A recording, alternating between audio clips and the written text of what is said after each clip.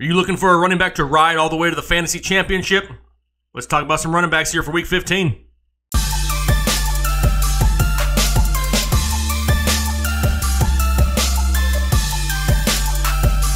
Hey, what's going on, everybody? Jake, Fantasy Headliners. Hopefully everybody's doing well. Talking running backs today. And hopefully week 15 is way better than week 14. What happened in week 14? I just don't get it. You get the likes of like Todd Gurley and everything. I mentioned a lineup over on my waiver wire show. If you haven't seen it, check it out. Some of the top names in all of fantasy football, they had horrible weeks this week, and it really hurt a lot of people at the wrong time. So here we are, week 15. More than likely fantasy playoffs still, or you're playing the spoiler. Either or, don't give up. Keep setting those lineups, and let's see who we can trust here, hopefully, in week 15. Chargers and Chiefs first up on the list, and for the Chargers, maybe I was a week early. Last week, I really liked Justin Jackson. I really thought he was going to see an opportunity against a weak Cincinnati Bengals run defense. The reports had come out saying that Austin Eckler wasn't 100%. He was tired. He was broken down a little bit. Wasn't really fitting that between the tackles type running style where Jackson had excelled. Well, came out this past week, Austin Eckler's 15 carries for 66 yards and a touchdown totally outproduced Justin Jackson's 7 carries for 12 yards. Now, here we are, week 15. We don't know for sure if Melvin Gordon is going to play here on this short week on Thursday Night Football. Reports are already starting to come out that there's a chance, a good chance, that he does not play. Austin Eckler, also a very good chance that he does not play this week with a neck injury. That gives Justin Jackson, the backfield for the Los Angeles Chargers, gives him a real opportunity against the 31st ranked run defense of the Kansas City Chiefs, giving up on average almost 30 points per game in PPR leagues. Including the past 2 weeks, they've given up over 125 yards rushing to their competitors. It's a great start for Justin Jackson. He's going to be one of my starts of the week. Keep an eye on those practice reports, though. They could always surprise us last minute and throw Melvin in. If Melvin gets ruled out, though, Justin Jackson's a great play this week. All right, for the Chiefs, we still kind of have this committee going forward. It looks like Spencer Ware will continue to get the bulk of the work. Last week, 15 carries for 75 yards, added in another 5 receptions for 54 through the air. Damian Williams was also involved in this backfield, 8 carries for only 14 yards, but did have a touchdown on the ground, and then added in another 4 receptions, 16 yards, and a touchdown through the air. This is something we're going forward. We need to kind of monitor also. Spencer Ware, questionable to start the week here. Doesn't sound like he's in any immediate danger to miss Thursday Night Football, but be sure you're paying attention to those practice reports, injury reports, and staying up to date on that. As far as this game goes, it's a decent matchup for both of these guys. Damian Williams, more in a deeper league, flex play, PPR league at best. Spencer Ware has a safe floor. His ceiling is not overly high. It's not Kareem Hunt high. He doesn't have that huge upside that we could expect from time to time from Kareem Hunt. He's a solid play, going to get you right around that 10 to 12, 13 fantasy points a week, depending on your league scoring, which is a solid play. More than likely, he's in your flex spot unless you're one of these teams dealing with a bunch of injuries. Both decent plays, 19th ranked defense of the Los Angeles Chargers, giving up on average 24 points per game. They've allowed 3 rushing touchdowns their last 2 games. Decent play for both these guys here in Kansas City. Texans and Jets are next. For the Texans, we got Lamar Miller, who had another decent game. Wasn't overly efficient in this game. 14 carries, 33 yards, and a touchdown on the ground. Added in, though, another 5 receptions for 19 yards. So that really helps out if you have him in a PPR league. He did have one of these touchdowns sniped by one of his backups. Kind of was like the theme yesterday. A lot of backup running backs, the Kenneth Dixons and James Devlins and Alfred Blues, getting these touchdowns really irritating for a lot of fantasy owners. Alfred Blue took that touchdown, could have really given Lamar a big day. Now they get the 13th ranked defense against opposing running backs in the New York Jets, giving up on average 23 points per game. They've given up 4 rushing touchdowns over their last 4 games. Definitely a decent matchup for Lamar Miller, who's playing well down the stretch here at times. He's a solid start. He's not somebody who I'm more than excited to start this week. It is a road game. There's a chance for some wintry weather. However, at this point in the season, I believe he gives you a safe floor, a solid flex play, a safe low-end RB2 this week for me here in Week 15. So for the Jets, we really don't have anything too appealing here for Week 15. Looks like Isaiah Crowell will not play this week as of right now, leaving Elijah McGuire and Trenton Cannon as the running backs for the New York Jets. Neither one of these guys are to the point where they're trustworthy enough down the stretch here in the playoffs for your fantasy football team. Do they have upside? Yeah, they do, especially in PPR leagues, but they're not something that I would really want to start on a weekly basis. Elijah McGuire came in last week, 17 carries for 60 yards and a touchdown on the ground. Trenton Cannon came in, had 5 carries, 3 yards, also had a touchdown on the ground. It's a tough defensive matchup against the Houston Texans, who right now are the 9th-ranked defense against opposing running backs, giving up 20 points per game. However, over the past 2 games, they have allowed a rushing touchdown. On the negative side of that, they haven't allowed over 100 yards on the ground since Week 8 against the Dolphins. Definitely a stout run defense here in Houston. Not the greatest of offense for the Jets. Not something I would be willing to risk at this point of the fantasy football season. Browns and Broncos are next, and for the Browns, we got Chubb. That's right. I've been on this guy's bandwagon since early in the year. As soon as they traded Carlos Hyde, this was the running back to grab, and he hasn't disappointed at all. He has 6 rushing touchdowns in his last 7 games. Yes, he's not putting up huge rushing totals, but he's involved in the passing game. He doesn't really have a whole lot of competition for carries, and he's had some decent matchups the past few weeks. Now he gets to go up against the Denver Broncos run D, giving up on average 25 points per game to opposing running backs. However, they haven't allowed a rushing touchdown since Week 6. Definitely an improved defense in Denver. However, last week they gave up 94 total rushing yards to the San Francisco 49ers and 106 yards the week before that to the Cincinnati Bengals. So you can run on them. They're just stingy once you get around the goal line. Nick Chubb, though, at this point is too consistent, getting too much volume in an offense that really looks improved in Cleveland. If you have Nick Chubb at this point of the season, I don't feel more comfortable starting many other running backs than Nick Chubb. He's a great option once again. That volume alone deserves to have a spot in your lineup every single week. For the Broncos, we got Phillip Lindsay, and there really hasn't been a more consistent running back than Phillip Lindsay this year. He's been in double-digit points every single game with the exception of Week 3 against the Baltimore Ravens. Right now, averaging right around 15 points. Had 15 points in last week's game, 14 carries, only 30 yards, but did have a touchdown on the ground, added another 4 receptions for 21.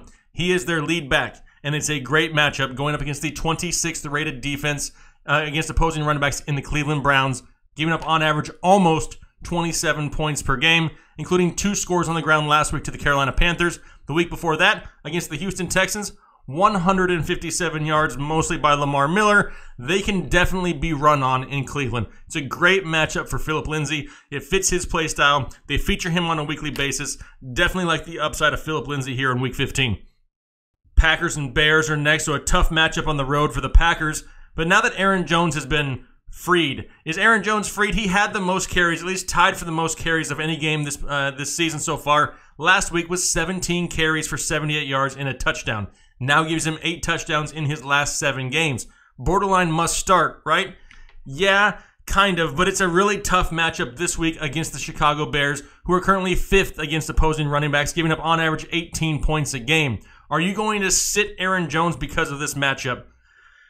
Depending on your other options, probably not. But, however, I do want to temper expectations slightly this week. This could be one of these weeks where he may not go out and have a huge game. Still may be a safe floor, solid option, Aaron Rodgers-led offense. But does he have that potential to go out there and get you 20, 30 points? Probably not as high as he does on other weeks. This past week against the Rams, they totally shut down Todd Gurley. 12 carries, 47 yards. However, the 2 weeks prior to that, they allowed over 100 yards rushing to the Giants and Lions. It's kind of a tricky defense to figure out in Chicago. They can shut you down at any given time on the ground. Do you want to risk that with Aaron Jones in your fantasy playoffs? Take a look at your roster. Do you have better options? If you do, I consider going over Aaron Jones with some of those options. But if you have nothing else, he's still a solid flex play in my opinion, despite the tough matchup here in Week 15. For the Bears, we got Tariq Cohen and Jordan Howard. Now, at the beginning of last week, had I told you that Jordan Howard was going to outrush Todd Gurley, you probably would have laughed. You probably would have, turned the video off and went elsewhere to watch fantasy football videos. And then this happened. Jordan Howard, 19 carries, 101 yards, no touchdowns, but a 100-yard game. That's the first one of the year for Jordan Howard. Can he build momentum off of this? More than likely, probably not. I mean, it still is Jordan Howard, who's capable of his Week 12 performances of 7 carries for 13 yards. Tariq Cohen was still involved a lot in this offense. He only had 9 carries, turned them into 69 yards, though, and then added in another 4 receptions for 20 yards. Don't forget, just 2 weeks ago, Tariq Cohen was capable of 12 catches for 156 and then added in another 8 carries for 30 yards. The guy is electric, and they find a way to get him the ball.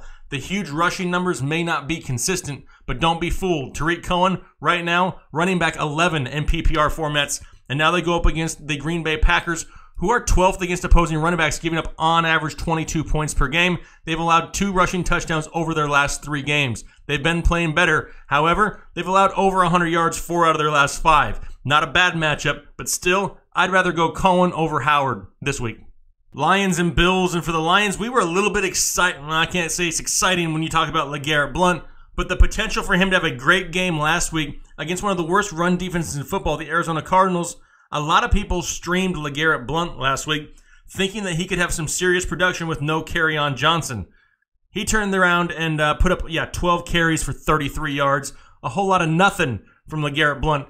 Zach Zenner was actually the better running back for the Detroit Lions this past week. 12 carries, 54 yards, and a touchdown. Going forward, we still don't know about Kerryon Johnson, right? We don't know if he's going to play or not. More than likely, as of right now, it's leaning more towards not than actually playing. Theo Riddick has been the safest play of the bunch, kind of a lower ceiling, going to hang around right between 8 and 12 fantasy points a game. So if you're looking for a solid flex play, that's Theo Riddick. They get the 21st ranked run defense of the Buffalo Bills. The Bills are way better against the pass than they are against the run. They've given up 4 rushing touchdowns in their last 3 games, including last week against the Jets. Only 68 yards on the ground, but it did allow 2 rushing touchdowns. This is definitely a defense they're going to try to run on. It just depends which running back is it going to be. Is it Blount? Is it Zenner? Does Johnson come back? Too many question marks for my liking this week. I personally am avoiding this backfield altogether in Week 15. Bills are up next, and Shady McCoy's hamstring strain, and you got Chris Ivory's banged up. It may be the Marcus Murphy show. You've probably never heard of him. Do you really want to throw him in your lineup on a key playoff matchup? Probably not. Am I going to spend a whole lot more time talking about Marcus Murphy? No, because really, Josh Allen is the running back for the Buffalo Bills.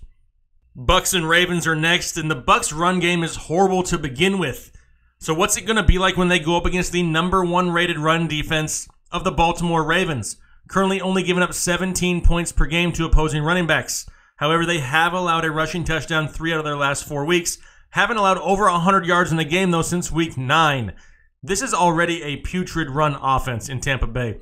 Peyton Barber, Jacquizzi Sheezy Rodgers, Rojo, whatever you want to throw in there, none of them are overly productive on a consistent basis. None of them would be in my lineup here in Week 15.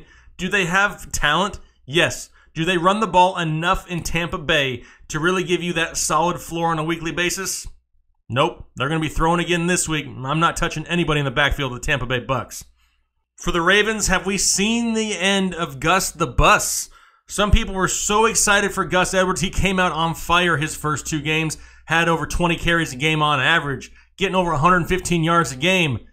And then this past week in a great matchup against the Kansas City Chiefs, 16 carries for 67 yards, and now all of a sudden Kenneth Dixon is stealing touchdowns. 8 carries, 59 yards, and a touchdown for Kenneth Dixon. Ty Montgomery wasn't overly utilized. But what does this do for Gus Edwards going forward? He already didn't have a huge touchdown upside anyway. Now if he starts losing them to other players, he becomes borderline not startable. And now all the news is coming out that Lamar Jackson may not play this week. And if that's the case, Joe Flacco goes back under center, limiting Gus Edwards even more. At this point, Kenneth Dixon may be a little bit safer, but we can't say that with any certainty. And right now, Week 15 of the fantasy playoffs, kind of what you need is a little bit of certainty. And it's bad because it's a decent matchup. Going up against the Tampa Bay Bucks, giving up on average 28 points a game to opposing running backs. I just don't trust anybody in Baltimore right now. You don't know who's going to get the touchdown. This next week, it could be Ty Montgomery's time. We just don't know. There's too many question marks at the quarterback position. I'm not going to touch anybody in the Baltimore backfield in a critical week, Week 15 here of the Fantasy Football Playoffs. Cardinals and Falcons are next, and we're disappointed again in David Johnson of the Arizona Cardinals. Another week, another lackluster performance.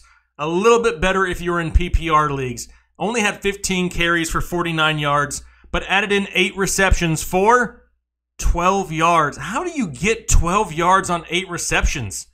I mean, he's got to run at least, a yard or 2 past the line of scrimmage to catch the ball. How is it? What's going on here? The lack of production in the passing game for David Johnson is just mind-blowing at this point, and I know it's really frustrated a lot of his owners. Now he gets a decent matchup against the Falcons, kind of like he's had a few here in the past. The Falcons are allowing just under 30 points per game to opposing running backs. Last week against the Packers, 19 points, 95 yards and a touchdown. They allowed over 100 yards the 4 games prior to that. This is a great matchup for David Johnson. However, that offense is just horrible in Arizona. You go ahead and if you put in David Johnson, in my opinion, he's a very low-end RB2, a flex play maybe at best, more value in PPR leagues. He's a risk right now, but the reward is always there. He's definitely got a high ceiling. If you remember, a few years ago when we actually saw it, he's capable of it.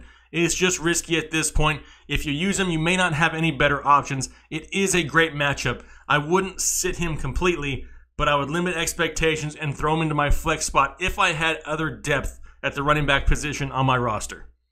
Same thing kind of goes for the Falcons, though, right? Tevin Coleman, Ito Smith. Is anybody real excited to put them in their lineup? It's a great matchup. The Cardinals are the 30th ranked team against opposing running backs, giving up just under 30 points a game. They've allowed 5 rushing touchdowns the last 3 weeks. Definitely a great matchup for the running backs in Atlanta. The problem is none of them have produced jack squat for weeks. Last week, Tevin Coleman, 10 carries for 45 yards, which is actually probably his best game efficiency-wise in a while. However, didn't do anything through the air. Ito Smith, 11 carries for 60 yards, a little bit better, but just nothing there to make me want to start these guys in this matchup. If you have Tevin Coleman and you have no other options, I mean no other options, flex play at best. Ito Smith, in my opinion, doesn't get the volume enough to really suffice a weekly start. Tevin Coleman's been a gamble all week long. More than likely, I think he's been on this show as a sit more than any other running back this season. They're too inconsistent. They haven't been productive almost at all this season. In my opinion, it's risky. Hopefully you have some better options. Raiders and Bengals are next, and for the Raiders, we got Doug Martin and Jalen Richard. Jalen Richard's still banged up, dealing with the rib injuries. We need to keep an eye on that. But quietly, Doug Martin has 3 straight games with touchdowns. He's not going to blow you away with his rushing totals. In fact, he hasn't had more than 61 yards rushing since week 8. Not one of those guys who's going to go out there and get you a 100-yard game every week. However, he has been somewhat consistent the past few weeks. The yardage just hasn't been there. He's got what you would call a safe floor, right around 10 to 11 points a week. Nothing to write home about. He's a solid option, though, in a great matchup going up against the worst-ranked defense against running backs in the Cincinnati Bengals, who give up on average 31 points per game to opposing running backs. They've given up multiple touchdowns on the ground 3 out of the last 5 weeks. They've allowed at least 1 rushing touchdown every single week since week 5. Definitely a team you want to start your running backs against. However, I understand if Jalen Richard is not 100% good to go by the weekend, I'm not using him. Doug Martin, solid flex play with some upside, being that the matchup is just too great to ignore. Oakland has seemed to play a little bit better the past couple of weeks. Doug Martin could have some sneaky upside if you're willing to throw him in your flex play here for week 15. If there's any bright spot for the Cincinnati Bengals, it's Joe Mixon. This past week, 26 carries, 111 yards, and a touchdown on the ground. By far their lone bright spot. He added in 5 receptions for 27 yards, and now it's a decent matchup against the Oakland Raiders, giving up almost 26 points per game on the ground. They've given up rushing touchdowns for 2 straight weeks, and they've allowed over 100 yards rushing 5 out of the last 7. Definitely a great matchup for Joe Mixon. He's borderline must start every single week at this point. Ever since Andy Dalton went out, the usage of Joe Mixon should kind of be consistent. It should be steady. They should use him on a weekly basis. It's a great matchup. He's one of my starts of the week. Titans and Giants, and this one ought to be fun. We'll talk about the Titans first. Dion Lewis, because I think Derrick Henry is going to take a couple more minutes. Dion Lewis, somebody who put up a decent day, but more only in PPR leagues, where he brought in 5 catches for 39 yards last week, only 10 carries for 13. But he didn't have to do anything on the ground. Why? Because not only did Derrick Henry decide he wanted to play football, the Jacksonville Jaguars defense decided they did not. And Derrick Henry ran all over them. 17 carries, 238 yards, and 4 touchdowns. By far his best game of the season. Probably the best game of his life since high school. This is definitely something where a lot of people who own Derrick Henry, they're going to want to start him this week if they did not last week. And I get that. I understand that. And it's a good matchup. They're going up against the 27th ranked defense of the New York Giants. giving up on average 27 points per game. It's not a bad matchup for them. But remember, Derrick Henry, before this last week, hadn't had more than 58 yards on the ground in a game all season long. Then all of a sudden explodes for 238. Do I think we're going to see another huge Derrick Henry explosion? No. Do I think he may be a decent flex play with upside?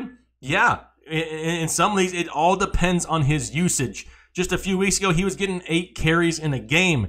This week was 17. That's a huge difference. That's double the amount of volume for him to get, and he gives him more of that opportunity at either goal line carries or breaking a big run like we saw last week. He needs the touches because up until this past week, he hasn't ever really been one of those real efficient running backs. He needs to touch the ball, needs to touch it a lot, needs to get the goal line carries to give him that huge upside. Solid flex play, kind of the same with Dion Lewis. At this point of the season, I wouldn't risk it any higher than a flex play in almost any league size. For the Giants, you got Saquon Barkley. Yes, please throw him into your lineup, hit the submit button, throw away the key, play him on his bye week next year for all I care. Do not touch Saquon Barkley. Keep him in your lineup, please. Redskins and Jags are next. For the Redskins, what do we say? What Jaguars defense is going to show up? Is it going to be the defense that shut down Andrew Luck and the Colts 2 weeks ago? Or is it going to be the defense last week that just let Derrick Henry do whatever he wanted to? We really don't know. I don't even know if they know. I think they determine it the morning of the game. Do we want to play today? Nope, not really. All right, let's not play. It's literally hit and miss with this defense, and it's been like that all year long. Now, Adrian Peterson, Chris Thompson, do we want to start them against this defense? Not really. The quarterback play for the Redskins is going to be diminished to the point to where the defense is going to focus on the run game. With that being said, I really think it limits the upside of Adrian Peterson. He'll be strictly goal line dependent. Chris Thompson, somebody who I still don't think is 100% healthy. Last week, 3 carries for 23 yards, added in 3 receptions for 15. Very vanilla style offense because of the quarterbacks that they have under center. It's really, taken away from the upside of these running backs. I'm not willing to risk it this week. You never know what Jacksonville defense is going to show up, and you really don't know what the quarterback play in Washington is going to do. They could really lean to take away the run game, forcing the quarterbacks to beat them down the field. I'm not risking it with any running back in Washington this week. On to the Jags now, and they're fresh out of give-a-craps, apparently. Leonard Fournette didn't do a whole lot last week. He combined for a whole 14 carries, 36 yards, and then threatened to fight a fan in the stands afterwards. Whole lot of dysfunction in Jacksonville. You got players out there celebrating tackles when they're down by 21. You have, your star running back threatening to fight fans. I mean, what is going on in Jacksonville? There's a little bit of dysfunction going on out there. And yes, it's probably, in part because they're losing a lot. The team isn't going anywhere this season. But it's a decent matchup this week against the Redskins, giving up on average 23 points per game. They've allowed rushing touchdowns in 3 straight weeks. But do we trust Leonard Fournette? I have a feeling you kind of do need to trust Leonard Fournette this week just for the touchdown upside alone. The touchdown upside will always be there. It's a home game, so that helps. Hopefully they can kind of get the run game back on track. We know he's going to get the volume as long as they don't fall behind early, and as long as this defense can play defense, Leonard Fournette has a huge upside every single week. Hard to trust him after last week, but given the matchup, being that it's a home game, and the volume that he sees, he's still a decent start here for Week 15. Cowboys and Colts are next. For the Cowboys, you got Zeke Elliott. And I remember a few short weeks ago, everybody's telling me, Jake, why did you have Zeke as your number 1 running back in the preseason? Why did you push him so much? Why wasn't he lower than Gurley? Well, this is why. We're actually finally starting to see what I kind of saw in the preseason. It's finally starting to happen. Zeke is getting overly involved in the passing game, which is something that he has never been. And had he done this earlier in the season, he would hands down be the number 1 running back in all fantasy football. This past week, 12 receptions for 79 yards. He's had more than 5 receptions in 5 straight games. This is not something that Zeke did in the past. He was typically just the run first, get you 20 to 25 carries a game, maybe a reception here or there. Now, he's on the heels of Alvin Kamara as far as receiving stats go for the year, and nobody really realizes it. He's a huge upside with this involvement in the passing game, and now a matchup against the 20th rated defense of the Indianapolis Colts, giving up on average 25 points per game. Look for Zeke to have another big one this week. For the Colts, you have Marlon Mack and Nyheim Hines, neither of whom I'm too high on this week. Mostly because they're playing the Dallas Cowboys run defense, who is currently 7th in the league. They've only allowed 2 rushing touchdowns in their last 9 games. Definitely an elite defense in Dallas. Marlon Mack has struggled as of late because of some of his tough defensive matchups against Jacksonville twice, Tennessee, Houston. It's really limited the upside of Marlon Mack. He's kind of become touchdown dependent on a weekly basis. I can see a little bit more Nyheim Hines possibly this week if they get behind in ball games. But if I had to trust it for week 15, I wouldn't look for Marlon Mack. He's going to be one of my sits of the week here. Seahawks and Niners. For the Seahawks, we got Chris Carson, who in my opinion, safe flex play every single week. This past week, 22 carries, 90 yards, and a touchdown. That now gives him 4 straight games in double digits, 3 out of the last 4 with a touchdown. He's a solid flex play who sees the volume. However, I can see Rashad Penny having some sneaky value this week if you're in one of those larger leagues. It's a decent matchup against the San Francisco 49ers. They're allowing 24 points per game to opposing running backs, 3 straight weeks giving up a rushing touchdown on the ground. It's a solid play. Chris Carson's a little bit safer, but look for Rashad Penny to have some sneaky upside here in week 15. All right, for the 49ers, we have Matt Breida, who doesn't really sound like he's going to play this week. It looks like it's going to be the Jeff Wilson Jr. show once again for the San Francisco 49ers. And he just went up against this defense a few weeks ago.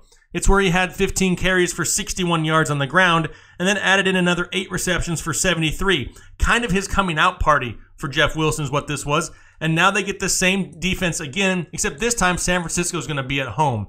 Like I said, I'm not too high on Matt Breida. Still unclear whether he plays or not. Jeff Wilson Jr. is a low-end flex play at best in my opinion, though. This defense kind of took a step forward for the Seattle Seahawks last week against the Minnesota Vikings. They started to get a little bit of that swagger back, a little bit of that old-school Seattle defense type of mentality. It's kind of what we saw on Monday Night Football. Still a decent matchup. Like I said, these teams faced each other a couple weeks ago where they only gave up 67 yards on the ground to the Seahawks. It really limited them on the ground, but gave up the big plays through the air to the running backs. They have that potential again this week. Jeff Wilson Jr., no more than a flex play at best, though, in Week 15. He still is Jeff Wilson Jr. Not a whole lot of people want to put their fantasy season on the shoulders of Jeff Wilson Jr. Patriots and Steelers are next, and for the Patriots, I could go into all kinds of details and stats here and spit a lot of numbers at you guys, but let's be realistic. We really don't know what is going on in this backfield. It looked like it was the Sony Michel show, that he was going to come out and get you 15 to 20 carries a game. And he did again last week, 20 carries. However, only 57 yards. Why? Because James Devlin decides to keep scoring touchdowns. He now has 3 touchdowns over his last 2 games. He now has 4 touchdowns over his last 4 games.